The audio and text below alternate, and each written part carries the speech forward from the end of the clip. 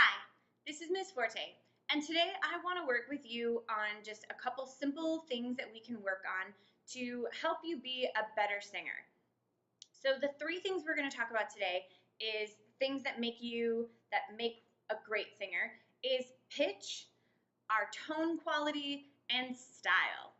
So we're going to use Amazing Grace, partially because I just did a video of me singing it. So you can listen to that and get some ideas. And also because it's one that I feel like is so universal and we hear it in so many different styles and different ways and different people from all walks of life, ages, and all of that. And so it's a really great one to be able to kind of test some of this stuff out on. So the first thing we're going to talk about obviously is pitch. You know that in order to be a good singer, you have to be able to sing the right notes at the right time. And a lot of times we think, oh, I just have no ear, or I'm tone deaf, or I can't sing this, or I can't hit that pitch. And there are some things that we can do to fix our pitch. And so obviously the biggest one is breath. We've talked about that a lot in previous videos. So we want to think about if I use more air, that's going to help me raise my pitch. If I control my air better, it's going to help me to go between those pitches. So really working with your breath control and doing some of those exercises and then getting them used to pitch and figuring out how much air does it take to hit each individual pitch. So when you get to a pitch that you're like, oh, I just am not sure that I can hit this. For instance, in Amazing Grace, we get this like me, right? And that's the one that everybody like freaks out of, oh my gosh, it's so high and I can't hit it. So the two things that we want to work on with that is, am I using enough air? Do I have enough squeeze here? Am I resisting enough? Am I keeping that tight? Do I have enough air to hit that pitch? And then do I have enough space to hit that pitch? So sometimes it's about the vowel that we're singing. If I have enough air and I know I can do it on an open vowel like ah or o, find one that works best for you and do that. So I'm going to try o because I like o and do a no. So I know I've got enough space. I know I can hit that pitch there. So what happens when I change the vowel and I go back to me? No, and that just went right in my throat and it got a little harder. So now I want to think I've got to get more space on that and think about raising my soft palate and having a little bit more space. It may end up shifting your vowel sound a little bit. So we'll do this a little bit as well in style, or this has to do a little bit with style, but sometimes the style that you're singing requires different kinds of spaces. So if I want to sing this a little bit more like a rocker, this is where you get that kind of like meh, right? A lot of times you hear these in pop songs and rock songs that they don't say me, they say meh, because especially when you're trying to hit that higher pitch, you need more space, and that natural E vowel does not like to give it to you. So you end up with this like meh, and you end up with like almost a meh sound. So you want to think about creating some more space. Now, if you don't like that style and that's not the sound, you're like, oh, that's way too much of a vowel, and I really want it to sound clean like E, then great, work on how do I get more space in my E. So see if you can go from oh, oh, with lots of space in the back, oh, E. How do I keep that much space when I say E? E, E. And see if you can go E. How much space do I have in my mouth when I do that? So again, I'm working on just to raise my pitch. It changes not just my breath, but also the space in my mouth. And that's going to help me get into that. I think a lot of times, this is kind of one of my random little visuals, but I think about Pac-Man. And if I was Pac-Man, I know some of you youngsters don't know what Pac-Man is, but that's okay. It's a video game, and he goes around in these little maze things, and he just kind of walks like this, and he eats stuff, and then you go up to the next level, and you eat some more, and you go up to the next level, and you eat some more, and you do all these things. So I think about if this is my thing that I'm going along, and then I want to go up to the next level and hit this higher note, what if instead of just jumping up and going, like me, what if I change my space and I engulf the next level? My mouth gets bigger and I actually open the space in my mouth. So I go, like me, so that I can encapsulate that new note. Again, I know I have weird things that I think about, but I like Pac-Man. He works for me. So you want to think about that. It can even happen and work on these lower pitches. So a lot of times we think about our trying to sing this song and why doesn't it sound as good or whatever, and it's just the space that we have in our mouth. If I sing Amazing Grace, how sweet the sound, well, I'm singing all the right pitches, but it's not that pretty. I want to create a little bit more space in my mouth and have this amazing grace, how sweet the sound, right? So if I give more space to my vowels, I'm going to lift that pitch up. And also, going into the next one, I'm going to change the tone quality that I have. So when we think about what makes a great singer, a lot of times just, oh, the sound of their voice. It's so pretty. It's so cool sounding. It's so dirty. It's so clean. There's all sorts of words that we can use to describe somebody's sound. And a lot of it is preference. It's personal preference, what you like, what the style of music that you're listening to, what's going to work on that song. So there's not one thing for you to do with this tone quality. There's not just this is the only tone quality that sounds good. So you really have to kind of figure out what your sound is, what you want your tone quality to sound like, and then what things do you need to do and adjust to get there. What is your natural tone quality like? So I talk to students a lot about like figuring out, everybody has their own issues and you have to figure out what yours are so that when you go to find a balanced sound, you know what you have to do the most. So for instance, my natural tone quality is a lot more in the back.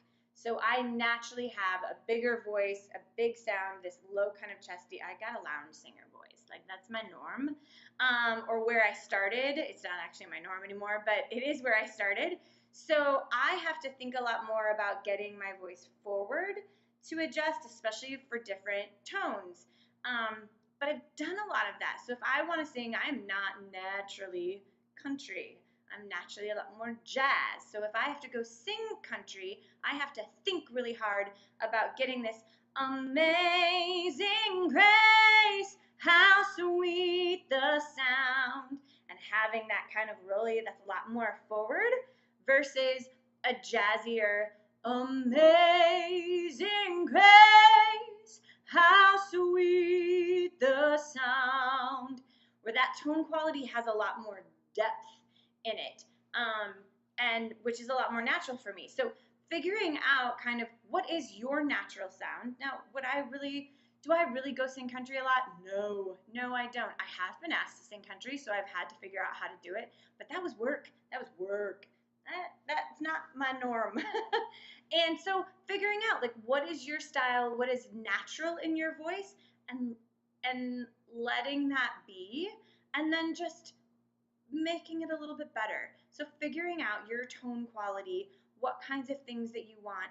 Again, making sure that you get enough space to get it out of your throat. And I definitely want to make sure that I am using good technique that's going to make my voice healthy. But there's so many different sounds that I can play with, and none of them are necessarily wrong. If you like it, that's great. We just want to make it better. So figuring out that kind of thing and being able to play with the tone quality, that's all about what's happening in your mouth, right? So our pitch is made in our throat with our breath, and that's making our pitch and actually whether or not we're hitting the right notes. But so much of our tone quality is made in this space in our mouth, and what we can do that we can play with it and really create different kinds of sounds. So if you want a more legit classical, that big, almost opera-y sound, you want a lot more space in the back, and it has this amazing grace, how sweet the sound that saved a wretch like me. Right? I'm doing a lot more um, vowel augmentation. I'm doing a lot more almost a British accent. If I was going to speak that, it would sound a lot more like amazing grace, how sweet the sound.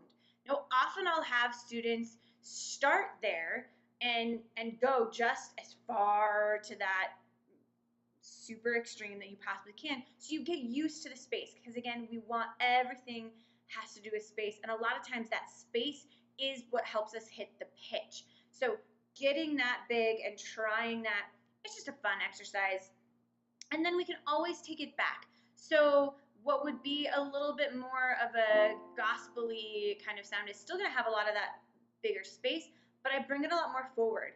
So I tend to sing more a little bit of the amazing grace, how sweet the sound, right? Where it still has some of that big space, but it's a lot more forward than just the amazing grace, but not quite as forward as amazing grace. Actually, that's not true. I lied. It is as forward as that. What changed was the space. So the difference between amazing grace, how sweet the sound, and the amazing grace, how sweet the sound, is actually just the space in my mouth. So I feel the same forwardness, but it's a change in space. Both tone qualities are fine for their individual style. You have to find what is right for your style, for what you want, the tone quality that you're looking for, and just have some fun kind of messing around, figuring out what you're doing. The last one that this kind of all, again, it all kind of goes together, is our style. So being able to do things that are specific to your particular style and what you want it to sound like. So whether that's scoops or runs or having some different stylistic things that we're adding, breathiness or any of that kind of thing, I want to make sure that you start with a clean palette. So I always make sure that my students can sing it clean and just hit the notes. You need to be able to sing amazing grace, how sweet the sound, just straight up before you add anything else, because then that's really going to help to make sure you have right technique, make sure you've got enough air, make sure you're doing all of this, and then as you add stylistic elements in, you'll figure out which ones are dragging me back into my throat, which ones are making a hitch and making it harder for me to hit certain notes. Sometimes it's about the stylistic thing. It's about that scoop that you threw in that now you're just not quite getting up to the pitch because you went too far down, because you added too much stuff. And then also making sure that whatever stylistic things that you're adding, that they have a purpose, that I'm doing it on purpose, and it's not just how I sing, but that I have control over my voice and I know what I'm doing and I know how to make that sound come out right. And so I want to make sure that it's natural to you and that you're doing it on purpose. So, which the two don't seem to go hand in hand. Like you want it to be natural, but you want me to think about it? Well, not really. I want it to be what naturally happens in your voice and it to be easy, just like if you were singing clean. But I also want it to be something that you're doing for a reason so that you don't overuse it. So that there's not just this, I'm doing riffs every other note. So Natalie Weiss has a great video of overused riffs. And honestly, I watched it and laughed so hard because I was like, oh my gosh, that's me. I do the same thing all the time. So, so there is absolutely an aspect to like when you get something that is what comes out of your mouth. Sometimes you do have to think, Just don't do that every time. I don't want amazing grace, how sweet the sound. That's every time. Like, that's every note. Nobody wants to listen to that. A, it takes too long, and my song will take 5 minutes instead of 3 because I've added all this stuff in there, and nobody really wants to listen to that. But I do want to make sure that it's something that's easy and natural. There's tons of videos out there, and people that are way better than me at teaching those types of things, especially riffs. If you want to do riffs, check out Natalie Weiss, Breaking Down the Riffs. She's the queen. It's amazing. But also just making sure that when you're doing it, that it's something that is natural for you and you're not just imitating what somebody else has done. So again, that's why I want to go back to, I really want students to learn this song clean first so that you're not just imitating somebody else's style and somebody else's tone quality. You're really finding yours. Find what works for you and who you are as an artist, because we don't need a ton of other Adeles. We need a you. So make sure that you're really doing that, and then recognize when you start to add stylistic things in, then it's your style and it's who you are coming out in the song, rather than just a repetition of somebody else or an imitation. So I hope that helps, and I look forward to many more videos with you. Thanks for watching. If you like this video, you can let me know in the comments or ask any questions that you have. Subscribe to my channel and get videos delivered direct to your email. You can also support me on Patreon. Happy singing!